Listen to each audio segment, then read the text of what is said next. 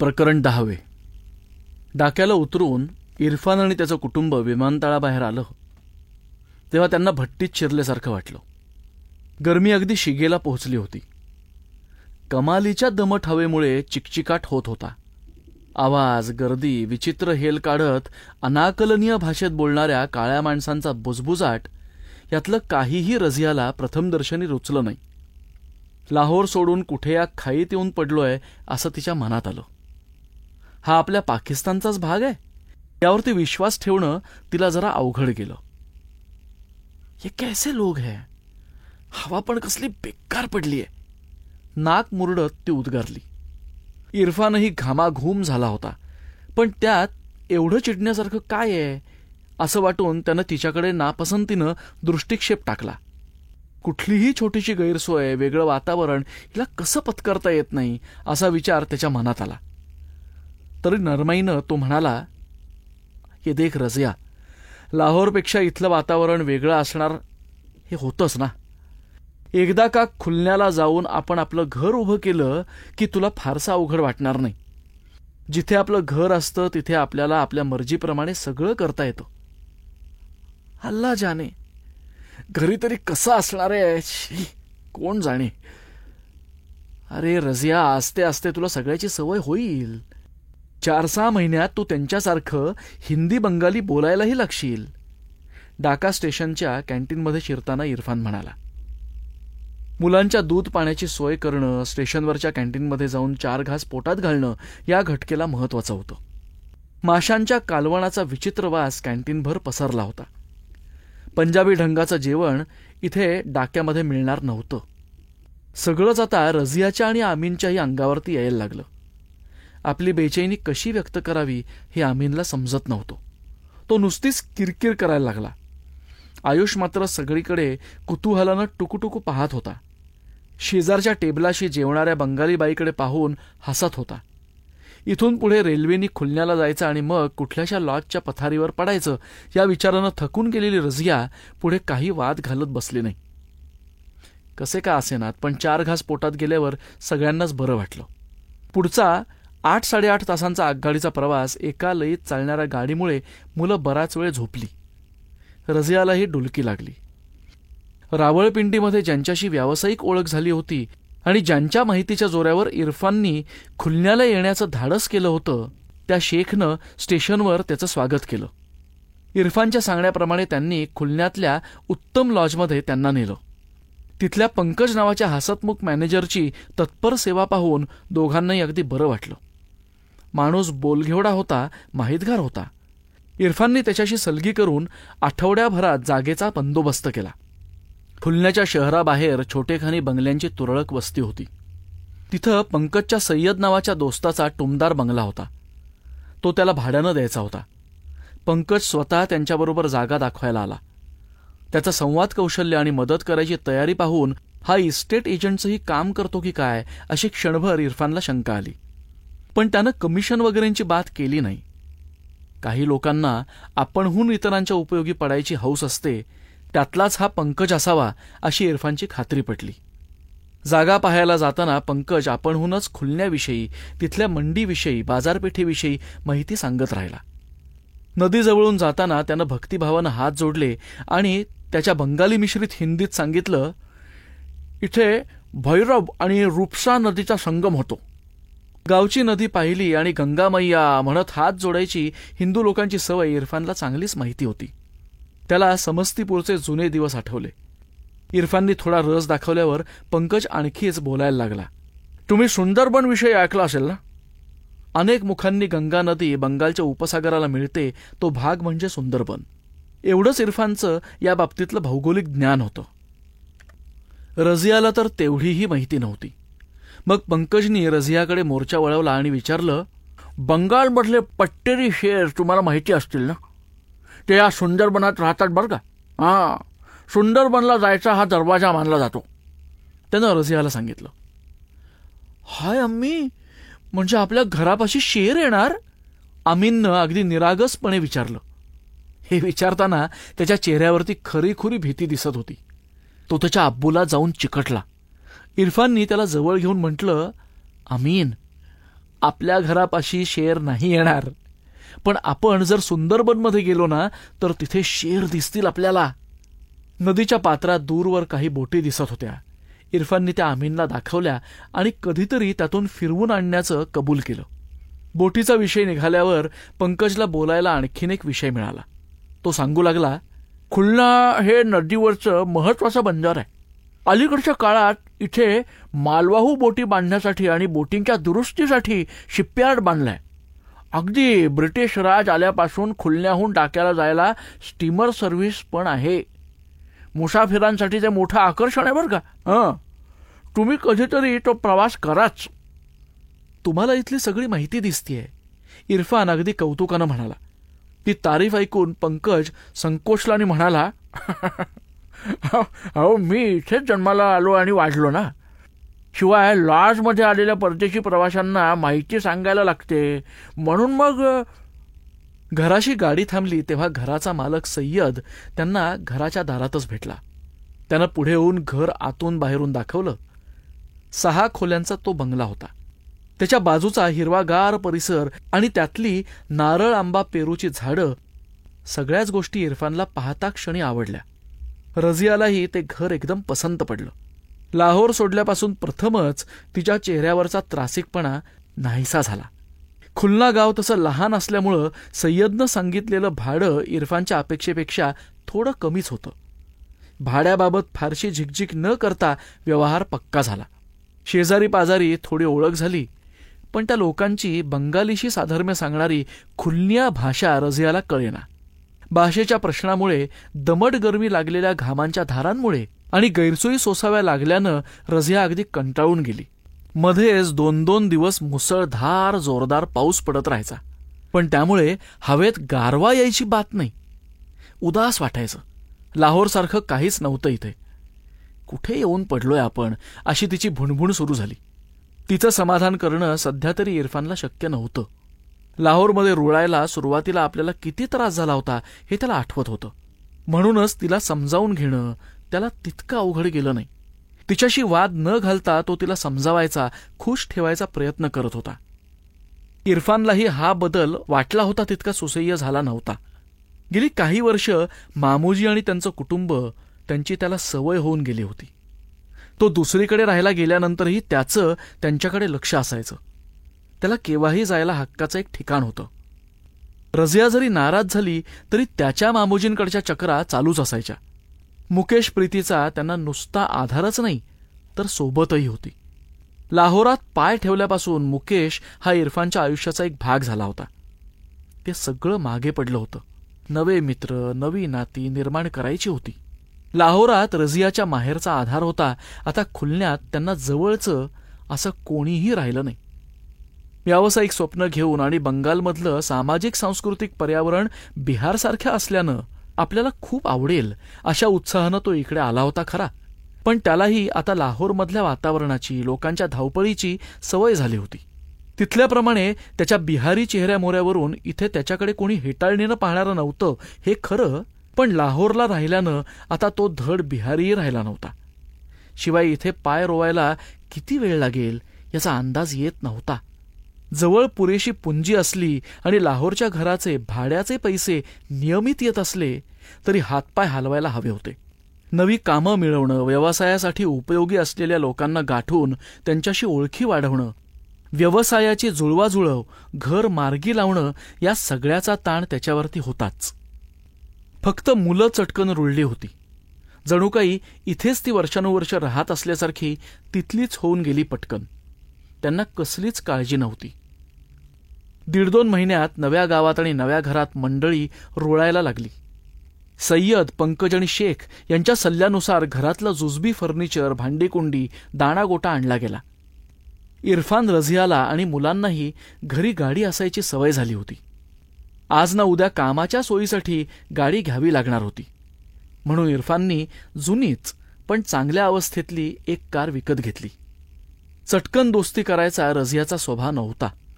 तिच्या वेगळ्या रंगरूपामुळे शेजारच्या बायकांना ती पाकिस्तानी असली तरी विदेशीच वाटत होती. तिला त्या दपकून होत्या. गरज माणसाला अनेक गोष्टी शिकवते, तसंच रझियाच्या बाबतीत झालं. तिनं आसपासच्या बायकांची ओळख काढली. शेजारणीच्या ओळखीनं तिला घरकामाला फना नावाची तरुण नोकराणी मिळाली. फना घरात आली आणि जादूची कांडी फिरावी तशा सगळ्या गोष्टी रांगेला लागल्या. प्रथमदर्शनी रझियाला ती काळी बेंद्री मुलगी आवडली नव्हती, पण 2 दिवसात तिच्या वाचून रझियाचं पान हालेनासं झालं. फनाशी खाणाखुणांच्या भाषेत बोलत तिच्या मदतीनं रझियानं सगळं घर लावलं. लांब केसाच्या काजळ भरल्या डोळ्यांच्या हसऱ्या सावळ्या फनाकडे आयुष आनंदानं गेला. तिच्याकडून थोडंफार करून घेऊ लागला. आसपासची मुलं जमवून अमीन आणि त्याच्या नादानं आयुषही खेळण्यांच्या पसाऱ्यात रमले. त्यांच्याकडे जेवढा खेळण्यांचा साठा होता तेवढा बाकी कोणाच्याही कडे नव्हता. मुलांना भाषेचा कोणताच अडसर जाणवला नाही. जसजसं घराला घरपण आलं तसतसा रझियाचा खुलण्याविषयीचा राग मावळत गेला. फनाकडे घराची स्वच्छता, धुणंभांडी आणि स्वयंपाकघरातली छोटी मोठी कामं सगळंच हळूहळू सोपवायला रझियानं सुरुवात केली. लाहोरात रझियाचा भर चिकन मटणावरती जास्त होता. फनामुळे आता इरफानला पुष्कळ दिवसांनी मछलीचे प्रकार खायला मिळायला लागले. मुलांनाही ते आवडायला लागले. बाजारहाट करताना, बाहेर जाताना रझियाला भाषेचा अडसर यायचा. फना एखाद्या दुभाषाप्रमाणे तिच्या उपयोगी पडायची. तिनंच काही पदार्थांची नावं, सुजबी शब्द रझियाला शिकवले. कुठेही बाहेर जाताना तिला नेल्यामुळे रझियासाठी गोष्टी सोप्या होत गेल्या. दुकानदारांची घासाघीस करणं, मुलांकडे लक्ष देणं, सायकल रिक्षा ठरवून त्याला पत्ता सांगणं आणि सामानाच्या जड जड पिशव्या रिक्षापर्यंत उचलून आणणं यातही तिची मदत व्हायची. काळ्या सावळ्या लोकांच्या गर्दीमध्ये भपकेदार कपड्यातली गोरी घारी नाकेली सुरेख रझिया उठून दिसायची. रस्त्यातल्या बायका पुरुषांच्या नजरा तिच्याकडे वळायच्या. तिला त्यामुळे सुखावल्यासारखं वाटायचं. छोट्या गावात जशी लोकांकडून दखल घेतली जाते तशी इथे त्यांची दखल घेतली जायला लागली. हाऊसिंग स्कीमच्या कामात इरफानचा जम बसायला थोडा वेळ लागणार होता, पण बोलायची कला असली की सगळ्या अवघड गोष्टी सोप्या होऊन जातात हे गेल्या काही वर्षात इरफानला कळलं होतं. स्वतःहून त्यानं व्यावसायिकांशी परिचय करून घेतला. आपली माहिती सांगितली. पूर्व पाकिस्तानात घर बांधणीच्या कामाला चांगला वाव आहे या शेखनं सांगितलेल्या माहितीचा त्याला प्रत्यय आला. पहिलं काम हातात पडेपर्यंत मात्र 4-6 महिने गेले. तोवर त्याला घराकडे आणि कुटुंबाकडे जास्त वेळ द्यायला मिळाला. लग्नानंतर सुरुवातीला इरफान जसा रझियाच्या मागे मागे असायचा तसा आता मुलांपाशी आणि रझियापाशी गप्पा गोष्टी करत खेळत बसायचा. त्यामुळे वेगळं कौटुंबिक जिव्हाळ्याचं वातावरण घरात दिसायला लागलं. डायनिंग टेबलाशी बसून रमतगमत जेवणं, मुलांना भरवणं आणि कधीमधी जवळच्या बागेत मुलांना हिंडवून आणणं हे सगळंच त्यांना आवडायला लागलं. तू हीच साडी नेस हा रझिया, तू हीच साडी नेस, ती तुला खुलून दिसते बघ. रझिया, आज तुझ्या हातची बिर्याणी खायची इच्छा झालीय ग. अशा इरफानकडून आलेल्या शेऱ्यांनी आणि प्रेमळ मागण्यांनी पुन्हा पहिले दिवस आल्याची भावना रझियाला सुखवू लागली. आपला मिया अजूनही आपल्यावरती प्रेम करतो, आपले लाड करतो याची पावती मिळाल्यानं तिचा डळमळीत होऊ लागलेला आत्मविश्वास बळावला. लाहोरमधल्यासारखा इकडे मामूजी आणि त्यांचा कुटुंब कबिला नसल्यानं तिला सळणारा त्यांचा सहवास आणि लुडबुड आता पार नाहीशी झाली होती. हेही तिच्या खुशीचं आणखीन एक कारण होतं. इकडे आल्यापासून इरफान आपल्यासाठी सलवार खमीसऐवजी नव्या साड्या आणतो आणि साड्या नेसायचा जास्त आग्रह करतो हे रझियाच्या एव्हाना ध्यानात आलं होतं. त्याच्या क्लायंटकडे किंवा ओळखी पाळखीच्या लोकांकडे जाताना तो मुद्दाम साड्या नेसायला सांगतो हे लक्षात आलं होतं. तरी ती रागावली नाही. उलट एकदा त्याला लाडे लाडे म्हणाली, काही वेळा मला वाटतं की तुम्ही सुरम्याऐवजी मला आता काजळच घालायला लावणार आणि केसांना मेहंदीऐवजी तेल चोपडायला सांगणार. ऐका ना, तसं झालं तर मला अचरज नाही वाटणार. इरफानने तिच्या कमरेभोवती हात टाकला आणि तिच्या लाडीक तक्रारीला तेवढंच प्रेमळ उत्तर देत म्हणाला, तू साडीत आणखी सुंदर दिसतेस, आणखी बांधेसूद दिसतेस. घरच्या वातावरणामुळे आणि एकंदरीतच आयुष्याची घडी नीट लागल्यामुळे आता रझिया तक्रार करत नव्हती. इथे येण्यात इरफाननी मोठी चूक केली आहे असं हळूहळू तिला वाटेनसं झालं. कधीतरी ती तिच्या माहेरच्या लोकांच्या आठवणीनं डोळ्यात पाणी काढायची, पण ते स्वाभाविकच होतं. तिकडचं पत्र आलं की तिचा जीव अगदी कासावीस व्हायचा. अशावेळी तिला आणि मुलांना घेऊन इरफान भटकायला जायचा. कधीतरी मुलांना फनावर सोपवून ते दोघंच सिनेमा पाहायला जात असत. दिवस मजेत चालले होते. त्यात तिसऱ्यांदा रझियाला दिवस गेल्याचं नुकतंच कळलं होतं. वर्षभरात ते खुलण्यामध्ये रमले होते. अमीनला जवळच्या बालवाडीत घातलं होतं. एका संध्याकाळी रझिया बेबी स्वेटर विणत बसली होती. इरफान शेजारीच बसला होता. आल्या आल्या त्याला त्याच्या टेबलावर पडलेली 2 पत्रं दिसली. त्यातलं एक पत्र त्यानं उघडलं. त्याच्या तोंडून आनंदोद्गार बाहेर पडले. इन्शाअल्लाह, सुनो अनवरची इंजिनिअरिंग कॉलेजात ऍडमिशन झाली. उत्फुल्ल चेहऱ्यानं तो म्हणाला. रझियाने त्याच्या आनंदात सहभागी व्हावं अशी त्याची अपेक्षा होती, पण तसं नाही झालं. शिष्टपणे ती म्हणाली, ठीक है, अच्छा ही हुआ, पण अनवरच्या फीसच्या भानगडीत तुम्ही पडू नका. मामूजी निपटतील. आत्तापर्यंत त्यांना केली तेवढी मदत पुष्कळ झाली. इरफानने तिचं बोलणं ऐकलं नसावं, कारण त्यानं त्यावर कसलीच प्रतिक्रिया व्यक्त नाही केली. शांतपणे त्यानं दुसरं पत्र उघडलं नि या अल्लाह असं उद्गारला. आता काय आणखीन? रझियानं विणकामातून नजर वर उचलत विचारलं. रझिया अगं, मुकेशनी काय लिहिलंय बघ. त्या अमजद अलीपासून आम्ही वेळीच सरसलामत बाहेर पडलो असं म्हणायला हवं. त्यांना पोलीसवाल्यांनी अटक केली म्हणे. त्यांची सुनवाई होणार आहे असं लोक म्हणतायत. त्यांची आता मात्र खैर नाही. डिपार्टमेंटमध्ये आता त्यांना कोणीही गॉडफादर नाहीये. काय होणार आहे त्यांचं कोण जाणे. रझिया इरफानकडे पाहत राहिली. तो मुकेशचं पत्र पुढे वाचत होता आणि त्याच्या चेहऱ्यावरचे भाव भराभर बदलत होते. त्यानं मोठ्यानं पत्रातला मजकूर रझियाला वाचून दाखवला. इकडचा माहोल बदलतोय. पश्चिम बॉर्डरवर पाकिस्तानची फौज जमा झालीय. हिंदुस्थानबरोबर मोठी जंग होणार आहे असं दिसतंय. जिकडे पाहावं तिकडे सैनिकच सैनिक दिसतात. रावळपिंडीला आता छावणीचं रूप आलंय. मुकेश काहीही लिहितो ना. काल माझ्या भाभीचं पत्र आलं, पण तिनं तिच्या पत्रात तशी काही जिक्र केलेलं नाही. याविषयी काहीही तिनं लिहिलेलं नाही भाभींनी. अगं मग लिहिलंय तरी काय? लिहिलेलं आहे. आमच्या शेजारचे ते कुरेशी आहेत ना, त्यांनी घरी नवा टीव्ही घेतलाय म्हणे. त्याविषयी भरभरून लिहिलंय तिनं. पाहिलं ना, लाहोरमध्ये टीव्ही येऊन 1 साल होईल, पण इथे खुलण्यात तर सोडाच, पण ढाक्यातही टीव्हीचा पत्ता नाही. शेवटच्या वाक्यानंतर रझियानं एक उसासा टाकला. इरफानच्या डोक्यात सणक गेली.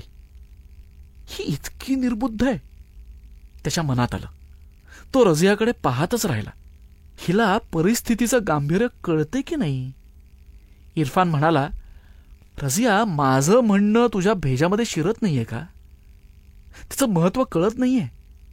सिर्फ अली साहेबच्याच प्रकरणातून नाही, तर आपण त्या युद्धाच्या खाईतून बालबाल बचावलोत. अगं, टीव्हीचं काय घेऊन बसलीयस? लाहोर, रावळपिंडी सगळीकडे फौजा जमा झालेल्या दिसतायत. मोठी जंग होणार आहे असं दिसतंय. जंग वगैरे काही होणार नाही. मुकेश जरा डरपोकच वाटतो मला. काहीतरी आपलं बकवास करतो. रझियाचं ते बोलणं ऐकून इरफान ताडकन उठला आणि आतल्या खोलीत निघून गेला. रझियानं ते पाहून मान उडवली.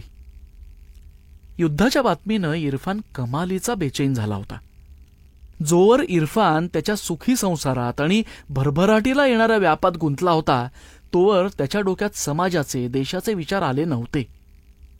ते एकदम आत्ता उसळून आले.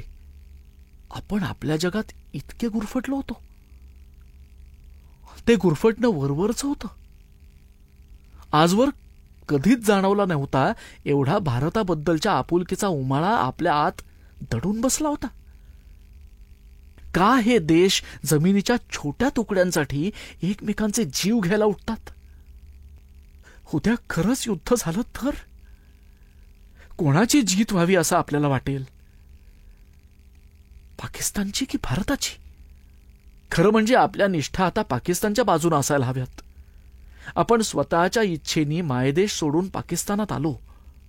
नाईलाजानं का होईना. नाईलाज या शब्दाशी इरफान अडखळला. कसला नाईलाज? आपल्याला इंजिनियर व्हायचं होतं, त्यासाठी आपण ती किंमत मोजली आहे. ही सरळ सरळ सौदेबाजी होती, स्वार्थ होता. इतरांशी कबूल केलं नाही तरी आपल्या मनाला ते माहिती आहे. मनाच्या तळाशी ते सत्य दडवलं तरीही ते बदलणार नाही. कदाचित मुहाजीर म्हणून पाकिस्तानात आल्यानंतर आपल्याला तुच्छतेची वागणूक मिळाली नसती तर, आणि पंजाबात आपल्या रंगरूपामुळे आपल्याकडे तुच्छतेनं पाहिलं गेलं नसतं तर, आज आपल्याला पाकिस्तानबद्दल जास्त निष्ठा वाटली असती. नक्कीच पाकिस्तानी लोकांचा भारताबद्दलचा राग आपल्याला वेळोवेळी दिसला नसता तर आपण आज वेगळ्या प्रकारे विचार केला असता. कदाचित. का नसता माहित नाही. स्वतःच्या दुभंगलेल्या निष्ठेचं असं स्वतःशीच दुबळं समर्थन दिल्यावर इरफानला थोडं बरं वाटलं. शिवाय भारत आपली जन्मभूमी आहे. त्या मातीत आपण वाढलो, खेळलो, तिथल्या अन्नावर आपला देह पोसला गेला आणि तिथल्या शाळा कॉलेजात आपली जडणघडण झाली. बुद्धीची जोपासना आणि मनाची मशागत झाली आहे. भारताच्या उद्धारासाठी मी झटेन अशी कसम आपण दोस्तांसमोर घेतली होती. माझे भाईबंद तिथे आहेत. बालपणचे सवंगडी आणि दोस्तही तिथेच आहेत. माझं काळीज आज त्यांच्यासाठी तगमगतंय. पण मग ह्याला माझी गद्दारी म्हणायचं का? पुढचे 2 दिवस तो ह्या वैचारिक गोंधळात गटांगळ्या खात होता. आपल्या अंतर्मनाचं हे दर्शन त्यालाही नवं होतं. त्रासदायक वाटत होतं. चूक काय आणि बरोबर काय त्याला समजत नव्हतं. आत्ता मामूजी मामुनी असते तर त्यांच्याशी खुल्या दिलानं बोलता आलं असतं. त्यांनाही माझ्यासारखंच अपराधी वाटतंय का ते विचारता आलं असतं, असं त्याच्या मनात येऊन गेलं. पाकिस्ताननी काश्मीरात घुसखोर पाठवल्याच्या बातम्या कानावरती यायला लागल्या. भारत काहीच करणार नाही असं जरी पाकिस्तानी नेते म्हणत असले तरी आज ना उद्या युद्धाचा भडका उडणार असं वाटत होतं. मुकेशचं पत्र येऊन जेमतेम 3 आठवडे झाले असतील नसतील. 65 सालचा ऑगस्ट महिना संपून सप्टेंबर महिना उजाडला होता. इरफान त्याच्या एका साईटवरती देखरेख करून दुसऱ्या साईटवर पोहोचला. स्लॅबचं काम सुरू होतं आणि ज्याच्या बंगल्याचं बांधकाम चालू होतं तो मालक स्वतः हजर होता. खुलण्याच्या शिपयार्डमध्ये तो अधिकारी होता. स्लॅबचं काम कसं महत्वाचं असतं आणि याबाबत तो कशी काळजी घेतो याविषयी इरफाननी त्याला अगदी तपशीलवार माहिती दिली. इरफानचं बोलणं संपल्यावर त्यानं विचारलं, तुम्ही बातमी ऐकलीत का? भारताबरोबरची जंग आता फक्त काश्मीर घाटीत राहिलेली नाही. भारताने फुल फ्लेज वॉर डिक्लेअर केली आहे. भारतानं लाहोरवर जोरदार हमला केलाय म्हणे. काय? भारतानं जंग सुरू केली? इरफानच्या काळजाचा ठोका चुकला. आपल्या जवळच्या बुजुर्गाची आगळीक कोणीतरी तिराहितानं सांगितल्यावर ऐकताना जसं ओशाळं वाटतं ना, तसं त्याला वाटलं. या ओशाळेपणाला काळजिरी भीतीची किनार होती. स्वतःला सावरत तो म्हणाला, अर्थात आपल्याला काळजीचं काहीच कारण नाही. अयूब खान आल्यापासून त्यांनी पाकिस्तानची मिलिटरी स्ट्रेंथ खूप वाढवली आहे म्हणे. लाहोरमध्ये असताना आम्ही प्रत्यक्ष डोळ्यांनी पाहिलंय. हो हो, म्हणजे आमच्याही ऐकण्यात तसं आलंय. 15 ऑगस्टपासूनच काश्मीरात चकमकी चालू आहेत. आज न उद्या हे होणार याची कुणकुण आम्हाला होतीच. गेले 2 महिने आमच्या शिपयार्डमध्ये 3 शिफ्ट्समध्ये काम चालू आहे. इरफान चटकन म्हणाला, म्हणजे खरंच लढाई सुरू झाली? हो. आज स्वतः अयूब खानांनी ही खबर देशवासियांना सुनावली आहे. आर्मी, नेव्ही आणि एअरफोर्स तिन्ही दलं जमकर लढाईत उतरली आहेत. भारताचे बुजदिल लीडर्स लढाई करायचं धाडस करणार नाहीत असं आपल्या नेत्यांना वाटत होतं, पण ते तुटून पडलेत म्हणे. अर्थात ते आपल्या केसालाही धक्का लावू शकणार नाहीत. इरफाननी विचारलं, मला सांगा, बीबीसीवरून काय सांगतायत? त्यांच्या बातम्या नेहमी खऱ्या असतात. चला, मी असं करतो, मी पळतो घरी आणि ऐकतो बीबीसीवरच्या खबरी. ते दोघंही आपापल्या वाटेनं गेले. सैरभैर झालेला इरफान घरी पोहोचला तेव्हा अवघडल्या अवस्थेतली रझिया रेडिओ कराची ऐकत होती. फना आयुषला भात भरवत होती. अमीनचा कुठेच पत्ता नव्हता. रझिया, अमीन कुठे? इरफाननी रझियाला विचारलं. पण रझियानी त्याचा प्रश्न ऐकलाच नसावा. ती वेगळ्याच विचारात मग्न होती. इरफान, आपने सुना? जंग सुरू हुआ है. मी आत्ता जनरल साहेबांचं भाषण ऐकलं, माहितीये? रझिया एकदम उल्हासित स्वरात म्हणाली. हो, माझ्याही कानावरती आलंय ते, इरफानचं गुळमुळीत उत्तर आलं. पण मी काय विचारतोय तुला? हा रझिया, रझिया, अमीन कुठं आहे? त्यानं पुन्हा एकदा विचारलं. कुठं याने? स्कूल में. अगं, पण त्याला शाळेतून आणायचं कोणी? किती वाजलेत, पाहिलंयस का? त्याच्या मनातल्या खळबळीला त्यानं दुसऱ्याच पण रास्त कारणासाठी रझियावरती ओरडून मोकळी वाट करून दिली. रझियानं घड्याळाकडे पाहिलं. 12 वाजून गेले होते. तोंडावर हात ठेवत ती पुटपुटली, या अल्लाह, आपल्याला आठवण का केली नाही असं म्हणत नंतर फनालाच तिनं धारेवरती धरलं. तिच्याशी वाद घालत न बसता इरफान तडक अमीनला आणायला गेला. युद्धाच्या बातम्यांनी आलेल्या इरफानच्या बेचैनीत मुलाबाळांच्या काळजीची भर पडली होती. अमीनला काही दिवस शाळेत पाठवायचं नाही हे त्यानं काढलेलं फरमान हा त्याचाच एक भाग होता. पठाणकोटवरच्या एअरबेसवरचा भारतीय विमानांचा ताफाच्या ताफा पाकिस्तानी वैमानिकांनी उद्ध्वस्त केला. हे कळल्यावर भारतीय त्याचा सूड घेणार नक्की अशी धाकधूक सर्वांनाच वाटत होती आणि हे वाटणं स्वाभाविकच होतं. रझियाई या खबरींमुळे ढवळून निघाली होती. तिचे सर्व रिश्तेदार लाहोरच्या आसपास होते. एक मामा आर्मीत होते. भारतीय सेनेने लाहोरवर लक्ष केंद्रित केलंय म्हटल्यावर तीही अस्वस्थ झाली होती. खुलण्यातला माहोलही त्या वार्तेनं बदलला होता. युद्धाच्या बातम्यांसाठी पाकिस्तानच्या किंवा बाहेरच्या रेडिओ स्टेशनवरती अवलंबून राहावं लागत होतं. त्यामुळे एक प्रकारची असहाय्यता वाटायला आली होती. कदाचित ही असहाय्यताच आपल्या रुखरुखीचं कारण असेल असं इरफानला वाटलं. आपल्या निष्ठा पाकिस्तानशीच असायला हव्यात हे आपण स्वीकारलंय याचा हा पुरावा आहे असंही त्यानं स्वतःशी स्पष्टीकरण दिलं. त्या स्पष्टीकरणाला तसा अर्थ नव्हता. बेचैनीचं कारण आणखी आत खोलवरती होतं. त्याच्या मुळाशी जायचं धैर्य इरफानपाशी नव्हतं हेच खरं. खरं म्हणजे युद्ध काश्मीरात आणि पाकिस्तानच्या पश्चिम हद्दीवरती चालू होतं आणि पश्चिम पाकिस्तानच्या तुलनेत पूर्व पाकिस्तानातली कमी माणसं सैन्यात होती. तरी तिकडे पूर्व पाकिस्तानातही वातावरण ढवळून निघालं होतं. नेमकं काय होणार आहे, किती दिवस युद्ध चालणार आहे आणि आपले सैनिक भारतीय सैन्याशी नक्की मुकाबला करू शकतील की नाही याबाबत लोकांमध्ये साशंकता होती. त्या शंका ऐकल्यापासून तर इरफाननं बीबीसीवरच्या बातम्या ऐकायचं असं ठरवून टाकलं होतं. एकदा इरफान साईटवर निघाला असताना त्याला विलक्षण दृश्य दिसलं.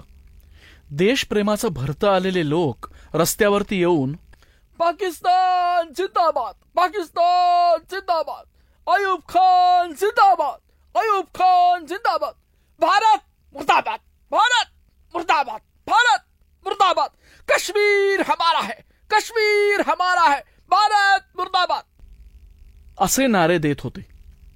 त्यांच्यात सामील व्हायला इरफानला नकोसं वाटलं. त्या जागेपासून लवकर दूर जावं अशी उर्मी त्याच्या मनात आली. या प्रसंगानंतर स्वतःच्या मनाशी त्याला प्रतारणा करता येईना. आपली निष्ठा नेमकी कोणाशी आहे हे ठरवता न येणं हा आपला खरा प्रश्न आहे असं त्याच्या लक्षात आलं. स्वतःशी त्यानं ते कबूल केलं. आपण पाकिस्तानचे नागरिक आहोत आणि आपल्या देशाशी आपल्याला इमान राखायला हवं हे बुद्धीला पटत होतं. इस्लामाबादच्या बांधणीत नाही का आपण मनापासून रस घेतला हे त्यानं बुद्धीला समजवलंही. त्यात आपला सहभाग आहे आणि याचा आपल्याला अभिमान वाटतोय हेही त्याला जाणवत होतं. मग आत्ता हे जे मनाचं दुभंगलेपण आहे ते काय आहे? समजा ही लढाई भारताशी नसती, दुसऱ्या कोणत्या देशाशी असती तर कदाचित आपणही या लोकांप्रमाणे उन्मादानं असे नारे देऊ शकलो असतो. पण आत्ता तसं होत नाहीये. भारताशी असलेले आपले बंध चिवट आहेत, ते तुटता तुटणार नाहीत. भारत सोडून इतकी वर्ष झाली तरी आतला प्रेमाचा पाझर आटलेला नाही. भारत आपला देश नाही हे जरी मान्य केलं तरी आपलं अंतर्मन भारताला दुश्मन नाही मानू शकत. भाबड्या तरुण वयात आपण वतनशी नेक राहायच्या घेतलेल्या शपथा आपल्याला विसरता येणं शक्य नाही. हे स्वतःशीच त्याला मान्य करावं लागलं. लागोपाठ 2 दिवस अचानक आपल्या स्वप्नात क्रांतीप्रसाद, नीरज, राकेश हे सर्वजण आले. ते का आले हे त्याचंच लक्षण आहे का? त्या स्वप्नामुळे आपली बेचैनी कमी होण्याऐवजी वाढली. आपलं मन आणि बुद्धी बरोबर विरुद्ध गोष्टी करायला सांगतायत. विचारांच्या कुतरोडीत तो थकून जायचा. यातलं काहीच कोणाशी बोलणंही शक्य नव्हतं. त्यातच एक दिवस तो बीबीसीवरच्या बातम्या ऐकत असताना रझियानी त्याला चिडून विचारलं, इरफान इरफान आप बीबीसीवरच्या बातम्या काय ऐकता नेहमी? ते काही खोटं नाटं सांगतात. रेडिओ पाकिस्तानवर खऱ्या बातम्या ऐकायला मिळतात. रझिया, बीबीसी सगळ्यात खात्रीलायक बातम्या देतं. पाकिस्तान काय किंवा भारत काय, स्वतःला सोयीच्या अशा खबरी फुगवून सांगणार, ऐकवणार बीबीसी जगातली सगळ्यात रिलायबल न्यूज आहे. इरफानने आपलं मत सांगितलं. पण ते असं का करतील? आपल्या देशातल्या लोकांना ते खरं काय आहे तेच सांगणार, तावातावानं त्याला तिनं विचारलं. एरवी रझियाच्या निर्बुद्धपणाची इरफानला कीव यायची, राग यायचा. आज तिच्या आंधळ्या देशप्रेमाचा राग इरफानला नाही आला. अशी आंधळी निष्ठा असली की किती बरं असतं. पाप पुण्याची टोचणी नाही, खरं खोटं ठरवण्याची जबाबदारी नाही, सत्य समजून घेण्याची सक्ती नाही. त्यानं विचारपूर्वक उत्तर दिलं, स्वतःच्या देशातल्या लोकांचा हौसला वाढवण्यासाठी नेते लोक अशा मखलाशा करतात माहितीये. तू बाहेर जाऊन जरा जाणकार माणसांशी बोल. सगळ्या बातम्यांवर कोणाचाच सरसकट विश्वास नसतो. इथेही काही लोक रेडिओ कलकत्ता ऐकतात. तिथे रेडिओ कराचीच्या बातम्यांच्या बरोबर उलट बातम्या ऐकायला येतात. मग ऐकणाऱ्याचा गोंधळ होतो. क्षणभर रझिया गप्प राहिली. कोणत्याही गोष्टीवर सखोल विचार करायची तिला सवय नव्हती. म्हणूनच तिच्याकडून काही अडचणीत टाकणारा प्रश्न येऊ शकेल अशी इरफानची अपेक्षा नव्हती. डोळे किंचित बारीक करून तिनं अविश्वासानं विचारलं, इरफान इरफान आप भी कलकत्ता रेडिओ सुनते हो? रझिया, मला कधी पाहिलंयस तू ऑल इंडिया रेडिओ ऐकताना? हा? गोरामोरा चेहरा करून इरफाननी तिला फटकन विचारलं. एखाद्याची चोरी पकडली गेल्यावर जशी त्याला शरम वाटते तशी इरफानला त्या क्षणी वाटली. आपण गद्दार आहोत असं तर हिला वाटत नाहीये. पण रझिया पुन्हा 2 मिनिटं गप्प बसली. तिला जशी भारताबद्दल नफरत वाटते तशी आपल्या मनात नाही हे इरफानला स्वतःच्या अपराधी मनाशी कबूल करावं लागलं. इरफान इरफान तुम्ही आत्ता का चूप झालात? कहीं आपके मन में भी अभी भी हिंदुस्तान के प्रति? रझियानं विचारलं. इरफानची दुखावलेली नजर पाहून तिनं तिचं वाक्य अर्धवट सोडलं. हे रझिया, काहीतरी पागलसारखं बकू नकोस. आत्ता समजा आपण लाहोरमध्ये असतो तर काय झालं असतं या विचारानं मी बेचैन आहे. बस. त्यानं सारवासारव केली. हां, खरंच. या अल्लाह, माझ्याही मनात तोच विचार येतो आणि माझं काळीज भीतीनं थडथडायला लागतं माहितीये. माझ्या आम्मी अब्बूंची पण काळजी वाटते मला. इरफान विषयानं वेगळं आणि इरफानला कमी अडचणीत टाकणारं वळण घेतलं आणि तो विषय तेवढ्यावरती संपला. खुलण्यात लोकांनी दिवसा सर्व दैनंदिन व्यवहार चालू ठेवले. तरी रात्रीच्या वेळी कसोशीनं ब्लॅकआउट पाळला जात होता. मध्येच बातमी आली की लाहोरच्या उंबरठ्यावरती भारतीय सेना येऊन पोहोचलीय. लोकांच्यात थोडी घबराट पसरतीये असं इरफानलाही जाणवायला लागलं. त्याचंही त्याला वाईट वाटलंच. गोंधळून गेलेले लोक भारत आणि पाकिस्तान दोन्ही रेडिओवरच्या बातम्या ऐकत होते. त्यातल्या विसंगतीनं लोकांना भंजाळल्यासारखं झालं होतं. मग बातमी आली की पाक सैनिक शूरपणे लढतायत. अयूब खानच्या अशा भाषणांनी लोकांचं मनोधैर्य वाढलं. SM आलम नावाच्या वीरानं एकट्यानं मोठीच मर्दुमकी गाजवलेली कळली तेव्हा लोकांमध्ये आनंदाची लाट पसरली.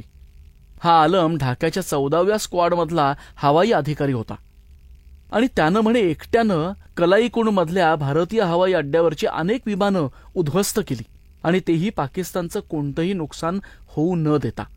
बीबीसीवर किंवा ऑल इंडिया रेडिओवरती त्याविषयी चकार शब्द सांगितला मात्र गेला नाही. पण मग उलटसुलट विचार लोकांच्या मनात यायला लागले. याविषयी कुजबुजत्या आवाजात चर्चा व्हायला लागल्या. कोणी म्हणे, अरे पश्चिम हद्दीवरती घमासान लढाई चालू असताना कलाई कुंडामध्ये भारतीय विमानं ठेवायला काय भारतीय अधिकारी आणि नेते वेडे आहेत का? हा? तर कोणी म्हणे, कलाई कुंडा आणि आगरताळ्यापर्यंत लढाई होऊन पोचली असेल ना तर खुन्नस दाखवत भारतीय विमानं ढाक्यावरती खुलण्यावरही बॉम्बफेक करणार. केव्हाही बॉम्बफेक होऊ शकते असं वाटून लोक काही काळ हादरले. स्वतःच्या जीवाला धोका असू शकतो या काळजीनं ग्रासलेल्या माणसाला जसा सत्सद विवेकबुद्धीच्या टोचणीचा तात्पुरता विसर पडतो ना, तसंच इरफानचंही झालं.